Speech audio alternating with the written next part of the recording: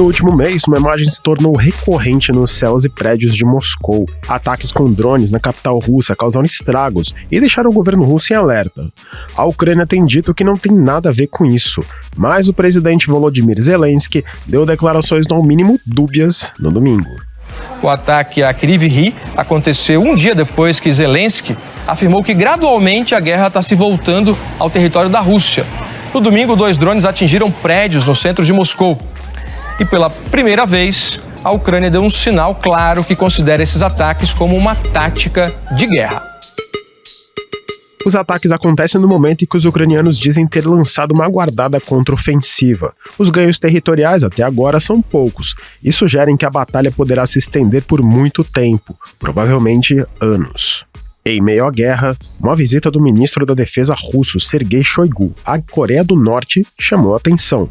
Oficialmente, ele foi a Pyongyang para as celebrações do armistício que encerrou os combates da Guerra da Coreia há 70 anos, mas existe a suspeita de que o governo russo tenha aproveitado a viagem para reforçar seu arsenal. O Ao Ponto de hoje fala sobre essa nova etapa da guerra da Ucrânia e se os ataques com drones podem causar estragos também na confiança da população russa no presidente Vladimir Putin. Quem conversa com a gente é Paulo Roberto da Silva Gomes Filho, coronel da reserva e mestre em ciências militares. Eu sou o Felipe Barini, o episódio de 2 de agosto de 2023 começa agora. Vem com a gente!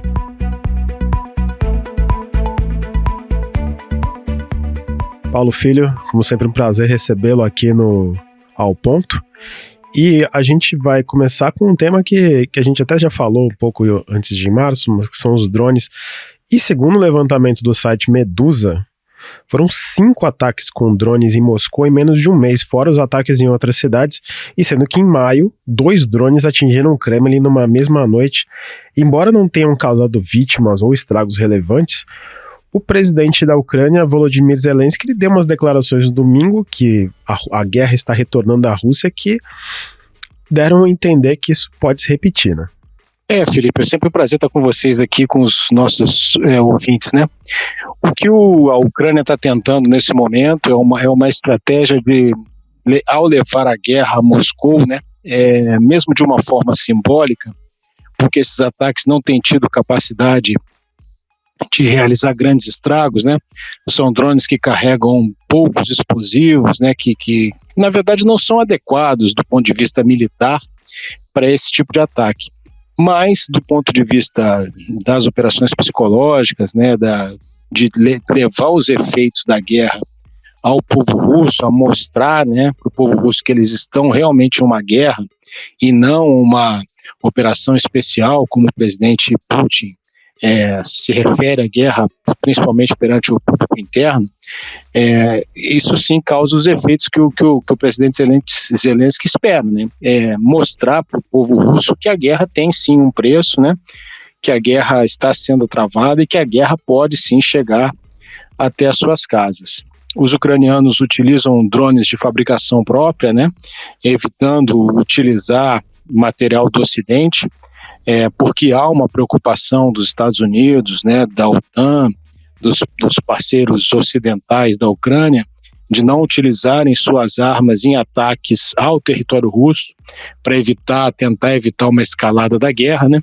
Então os ucranianos fazem isso com drones de fabricação própria, que embora estejam se aperfeiçoando, pelo que a gente pode ver, não são assim tão eficientes do ponto de vista militar. Agora, como você falou, esses drones são bem diferentes daqueles que você conversou com a gente em março, né? Os que eram os drones iranianos que os russos estavam usando no front. São drones menos eficazes, né? Na verdade, eles não são drones que foram projetados para levar cargas explosivas. São drones de reconhecimento, drones que fazem filmagens, né? Drones que têm fotografias aéreas, né? No seu projeto inicial. E agora eles estão sendo adaptados, estão sendo colocadas cargas explosivas neles para eles se tornarem os chamados drones kamikazes, né, ou como popularmente são conhecidos, o que na nomenclatura militar são as loitering munitions, traduzidos por munições vagantes, né, no português, um nome meio meio estranho, né, que são os drones kamikazes. Os drones iranianos são projetados com essa finalidade, né? Não só os iranianos, também há turcos, né, que são projetados para serem armas, né, que vão conduzir os explosivos e vão direto aos alvos. A Rússia sempre fala que derrubou vários drones nos ataques, tanto em Moscou como em outras cidades, incluindo Sebastopol, mas são equipamentos pequenos, como você mencionou, que a gente pode até comprar na internet ou em lojas de rua. Como que um país pode evitar que drones desse tipo, que não foram planejados para um ataque, atinjam suas estruturas civis e militares? Felipe, o que defende dos ataques dos drones é a chamada defesa antiaérea. O que é a defesa antiaérea? São armas antiaéreas, armas projetadas para atingirem aeronaves, mísseis, drones, né? Armas que ameacem pelo ar. E radares, né, que identificam a aproximação dessas armas, e mesmo aeronaves, aviões que ficam no ar patrulhando e abatem qualquer ameaça que se aproxime de um determinado espaço. Só que essa defesa antiaérea é um sistema que a gente pode fazer uma comparação para que o nosso ouvinte entenda, como se fossem guarda-chuvas ou guarda-sóis, né? Vamos imaginar a praia de Copacabana lotada, né? Aquele monte de guarda-sóis na praia de Copacabana. Eles protegem a areia de um drone que tente chegar na areia. Isso na praia de Copacabana, onde está lotado. Mas se você for defender todas as praias do Rio de Janeiro, não vai haver guarda-chuvas ou guarda-sóis suficientes. Sempre vai haver pontos que vão estar desprotegidos. A fronteira da Rússia com a Ucrânia é uma fronteira enorme. E a antiaérea russa, ela está protegendo os principais locais, né? Tanto na frente de batalha quanto no interior, lá na cidade de Moscou. Então, certamente, um drone desse vai ter muita dificuldade em atingir o Kremlin, em atingir o Ministério da Defesa, porque a antiaérea vai estar protegendo esses lugares, né? O guarda-sol, vamos dizer assim, né? Ou o guarda-chuva da antiaérea, vai estar protegendo esses lugares. Mas vai haver alguns pontos nessa areia, nessa praia, fazendo a comparação, que vão estar à mostra. E são esses pontos que os drones vão atacar. Por isso que a gente vê eles chegarem a prédios de escritórios, né, onde a antiaérea não tem condição de proteger. E esses ataques todos, eles coincidem com aquela tão aguardada contraofensiva ucraniana, que agora começou de fato, e que a gente até conversou recentemente uma matéria no Globo. E você falou para mim naquela época, quem não leu, por favor, leia, e você me falou que quem espera grandes mudanças do campo de batalha em curto intervalo de tempo pode ficar um pouco frustrado, né? Felipe, essa ofensiva ucraniana, ela está se debatendo contra uma defensiva muito fortemente montada, né, por Moscou, pelos russos. Eles tiveram muitos meses para preparar as linhas defensivas. O que significa isso? Significa cavar longas linhas de trincheiras, né? Linhas de trincheiras em profundidade, ou seja, depois da primeira linha, você conquista a primeira linha, vai ter uma outra linha, depois outra linha, depois outra linha. Tem lugares de até 6, 7 linhas defensivas sucessivas, com muitos campos de minas, né? Os russos estão utilizando armas que lançam automaticamente campos de mina, ou seja, são explosivos, né, que explodem no ar e lançam as minas no terreno. Então isso é muito rapidamente, são repostos campos de minas que são abertos pelos ucranianos, linhas de obstáculos, aqueles chamados dentes de dragão, né, que são aquilo que a gente vê nos filmes, né, obstáculos de cimento, de ferro, arame farpado, né? As posições defensivas, a artilharia russa já está com todos os setores de tiro que a gente chama definidos, as armas já estão apontadas e testadas naqueles pontos, itinerários de contra-ataque, tudo balizado, já tudo pronto. Então você atacar uma posição defendida dessa maneira é uma tarefa muito, muito difícil. E os ucranianos sabiam disso, né? Então, podemos esperar que as vitórias ucranianas, se acontecerem, elas se darão num ritmo muito mais lento do que se poderia esperar.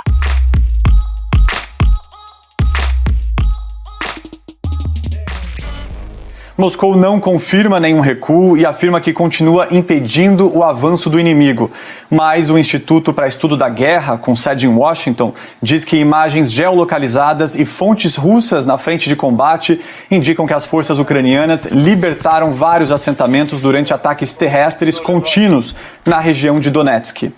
A contraofensiva anunciada neste fim de semana pelo presidente Zelensky intensificou o conflito. O Estado-Maior ucraniano relatou 25 batalhas só nas últimas 24 horas. Um dos grandes pedidos dos ucranianos para o Ocidente é a liberação dos caças F-16 de quarta geração. Inclusive, os pilotos ucranianos vão começar a realizar treinamentos com esse tipo de aeronave na Romênia, mas até agora nenhum país se comprometeu a fornecer esse tipo de aeronave e os Estados Unidos também não deram o ok para que esses aviões sejam enviados para a Ucrânia se alguém quiser enviar. A gente já viu o Ocidente, especialmente a OTAN, fornecer míssil, tanque, blindado, munição para a Ucrânia. Mas por que existe tanta cautela quando o assunto é o F-16?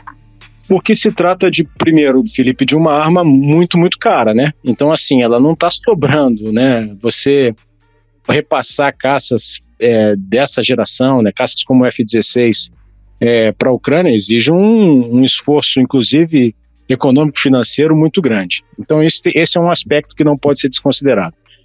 O segundo aspecto é que há um temor por parte do Ocidente, um grande temor por parte do Ocidente, de escalar o conflito entrando em território russo, né? E essas aeronaves, obviamente, têm capacidade de fazer ataques no interior do território russo. Por mais que os ucranianos se comprometam a não fazer isso, né, a não utilizá-las dessa forma, depois que elas forem entregues, aí vai caber uma decisão do ucraniano lá no terreno, né? Só que essas armas, elas são necessárias. Se o Ocidente quer que essa ofensiva ucraniana tenha êxito, e aparentemente ele quer, né, o OTAN e os seus aliados, os Estados Unidos e os seus aliados, eles vão ter que fornecer essas aeronaves. Felipe, é uma premissa de uma operação ofensiva, de um ataque, né? Que o ataque só pode ser desencadeado pela boa doutrina, isso é universal, isso é aqui, é nos Estados Unidos, na China, na Rússia, onde você quiser, se você tiver o que a gente chama de superioridade aérea. O que é superioridade aérea? É você ter aeronaves amigas, aeronaves do seu lado, da sua força aérea, garantindo que você não será atacado pelo ar enquanto você estiver fazendo seu ataque terrestre, e que essas aeronaves vão poder realizar fogos nos alvos que você pedir no momento que você estiver atacando. Então vamos imaginar que você é um comandante de um batalhão que está atacando e de repente você começa a receber fogos de uma posição de artilharia. Se você tem uma aeronave a quem você vai pedir fogo para que ela vá lá e destrua imediatamente aquela peça de artilharia, você tem uma enorme vantagem. Então, desde a Segunda Guerra Mundial, quando os alemães inventaram a Blitzkrieg, né, que é o uso daquelas forças mecanizadas acompanhadas de aeronave, isso se estabeleceu na doutrina militar e isso não mudou. A superioridade aérea é um elemento importantíssimo para uma ofensiva. Então, eu acredito que quando esses pilotos estiverem treinados, o Ocidente vai sim acabar entregando as aeronaves para a Ucrânia. Então, pelo que você falou, essa aeronave poderia dar um ganho estratégico para os ucranianos, mesmo diante de algumas aeronaves russas que teoricamente poderiam ser mais avançadas tecnologicamente? Poderiam, por causa da quantidade, porque, assim, as batalhas entre as forças aéreas, elas não são assim tão comuns, né? Eu digo, de uma aeronave contra outra, um combate entre caças, né? Essas aeronaves, elas normalmente decolam, fazem os ataques, fazem o apoio às forças de superfície, atacam alvos estratégicos em profundidade, mas evitam o combate de aeronave contra aeronave, né? Essa é uma visão mais romântica da Primeira Guerra Mundial, quando a gente via aqueles combates entre caças, né? Hoje em dia isso é muito mais restrito. O famoso dogfight. Ainda acontece. Exatamente, dogfighter. Ainda acontece, mas é muito mais restrito.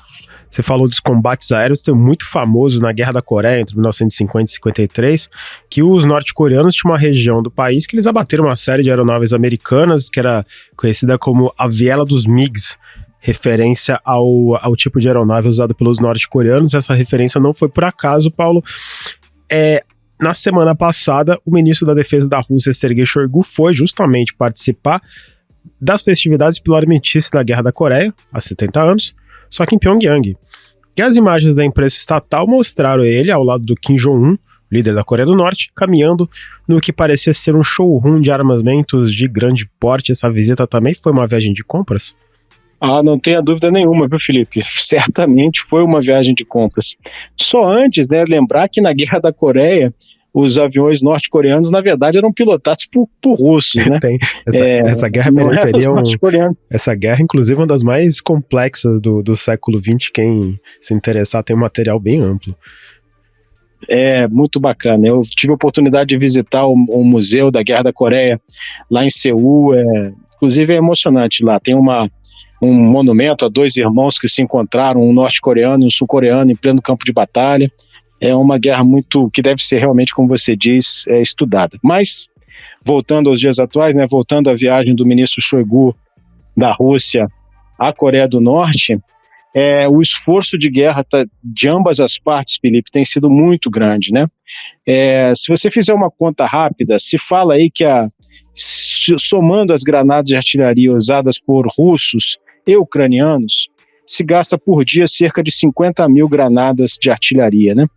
Se você for tomar esse número como verdadeiro, e se você considerar que já passamos dos 500 dias de guerra, você está aí na casa das 200 milhões de granadas de artilharia já utilizadas nessa guerra. São números que só vão ter paralelo lá na Primeira Guerra Mundial e na Segunda Guerra Mundial. Nenhum país do mundo tem esse estoque em condições de sustentar esse esforço de guerra.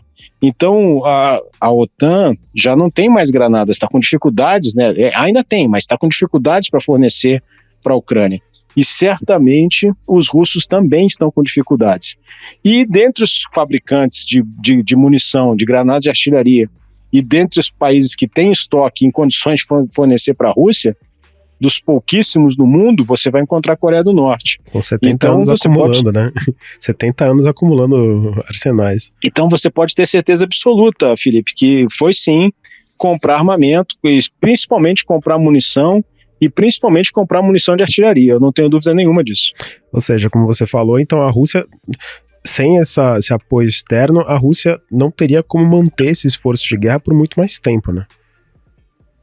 Eu acredito que não, Felipe. Eu tenho essa convicção, porque o esforço tem sido muito grande. E um esforço inesperado, né? O presidente Putin, quando ele começou essa guerra em 24 de fevereiro do ano passado, ele não imaginava que o esforço seria esse, né? Aliás, ninguém imaginava. Ele imaginava que seria uma guerra curta. E já estamos aí há mais de 500 dias de uma guerra de altíssima intensidade, que está sem data para acabar, né? Então, ele vai precisar de munição, sim. Sem qualquer data para acabar, e ano que vem, em março de ano que vem, daqui a menos de um ano, o Putin vai às urnas na eleição presidencial na Rússia, noves fora os aspectos sobre a lisura do processo eleitoral. Ele deve ser eleito mais uma vez. Ele tem alguma expectativa de que ele vá tentar alguma ação de grande porte nos próximos meses para reafirmar essa imagem de homem forte, que até que por vezes a gente até acha que pode estar sendo abalada, como naquele fim de semana em que a milícia Wagner realizou aquele levante contra Moscou? Putin vai usar a guerra como propaganda eleitoral? Vai ser impossível ele fugir desse assunto durante a campanha, né, Felipe? Uhum. Ele é um presidente em guerra, né? Uhum. Presidentes em guerra tendem, historicamente, a ter altos índices de aprovação, né, Felipe? E por mais que as pesquisas na Rússia não tenham um grau de confiabilidade baixo, né? Todas as pesquisas de melhor credibilidade indicam que ele está com altas taxas de aprovação. O episódio do Grupo Wagner, o motim do Grupo Wagner, entretanto, mostrou que há rachaduras, né, nessa liderança do Putin, né? Ele foi obrigado a prender ou pelo menos demitir generais importantes, né? O próprio Prigozhin, né, fez todo